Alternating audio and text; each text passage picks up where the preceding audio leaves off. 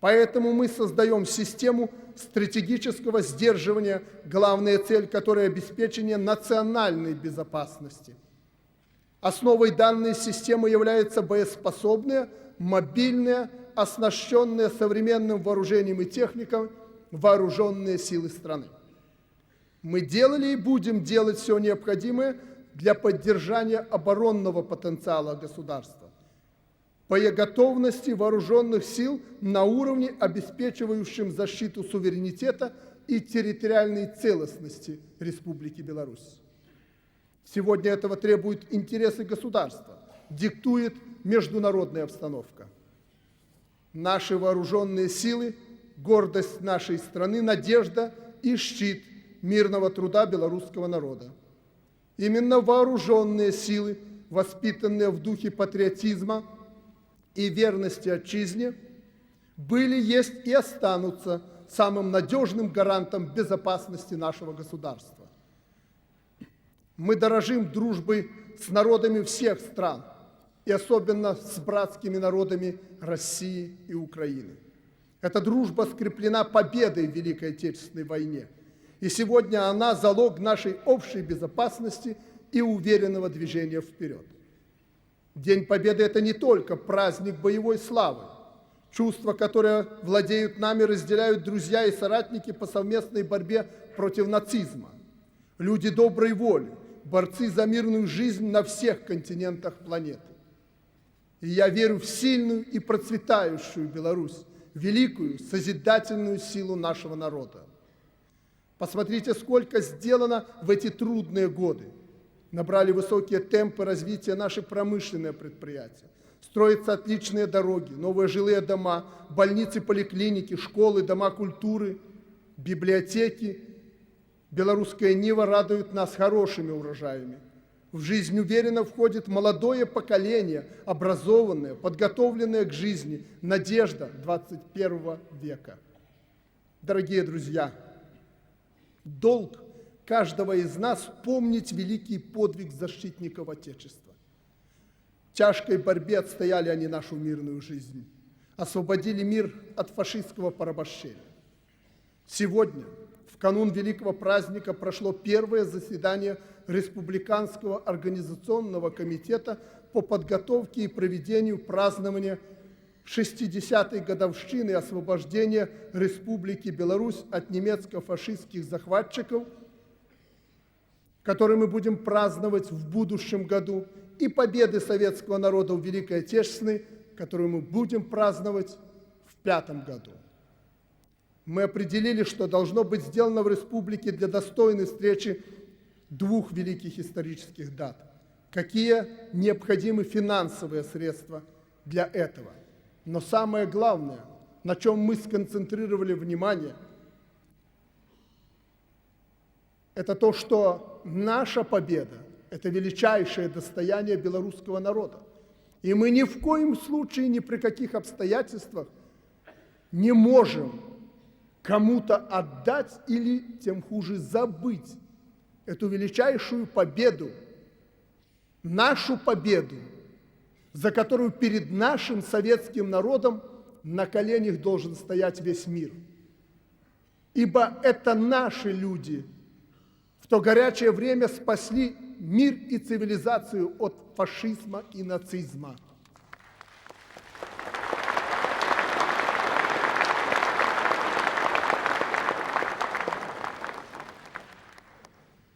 Когда я это говорил вам 5 лет тому назад, многие известные политики с этого посмеивались. Сегодня все уже увидели, что у нас действительно целенаправленно, планомерно пытаются отобрать эту победу. И вы уже видите, что агрессорами сегодня делают не нацистов, а нас, советских людей, наше советское государство, которое защищало свою землю и своих людей. А пройдет еще 10 лет. Кто останется из тех живых свидетелей, которые знают правду? К сожалению, увы, останется немного. И где гарантии того, что те поколения, которые придут за вами и за нами, действительно будут помнить, кто был агрессор, а кто защищал свою землю, свою родную землю, своих матерей. И поэтому самое главное сегодня – навсегда вбить в мозги наших людей, наших детей и внуков, что это наша победа, величайшая победа, цены которой сегодня нет. Это главный вывод этого совещания. И второй вывод. Я хочу публично еще раз обратиться здесь, из этого главного зала нашей страны, ко всем гражданам Беларуси. Наших ветеранов осталось, увы, так мало. И у нас действительно есть последний шанс. Не долг, не обязанность, шанс у нас, у государства, оказать поддержку этим людям, чтобы они прожили как можно больше. Потому что они являются непоколебимым стержнем нашего общества. Им не нужны никакие материальные подачки, деньги и средства. Им нужно сегодня доброе, теплое слово и здоровье. И мы определили, что мы должны прийти в каждую из 110 тысяч наших семей, участников, ветеранов, инвалидов Отечественной войны. И еще раз уточнить, что надо этим живым, к счастью, еще людям, а павшим и умершим надо отдать долг. И надо развернуть поисковую работу за 2 последних года и найти останки последнего солдата, который еще не погребен по-нашему, по-христиански. Это главный вывод этого совещания, и мы будем работать над этим в предстоящие 2 года. И работа предстоит очень большая, и начинать ее нужно сейчас. Это замечательно, что и сегодня с нами вы, ветераны Великой Отечественной войны, свидетели тех незабываемых событий, фронтовики, партизаны, подпольщики, труженики тыла. Я вижу их увенчанные сединой и мудростью в этом праздничном зале. Трудно найти слова, чтобы выразить всю нашу безграничную признательность и благородность вам, солдаты Победы. В этот вечер, уважаемые ветераны, примите от меня, от нашего государства, небольшой и скромный подарок. И я, и власти готовили его к вашему празднику. Этот подарок символичен. Это подарок наших молодых, самых талантливых людей, которые организовали творческий коллектив президентского оркестра Республики Беларусь.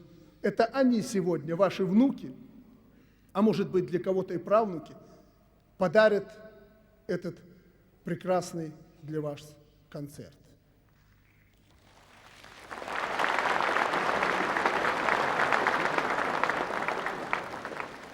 И еще. Может быть, неожиданно для коллектива, нашего прославленного коллектива мулявинских песняров, я попросил их сегодня, наследников того великого творчества Владимира Мулявина, выйти на эту сцену и исполнить несколько, хотя бы 2 произведения из того цикла, который по моей просьбе Владимир Мулявин сделал, если вы помните, вам в подарок 55-летию. Когда там, на площади Победы, совсем рядом, он дал этот прекрасный концерт для участников и ветеранов войны.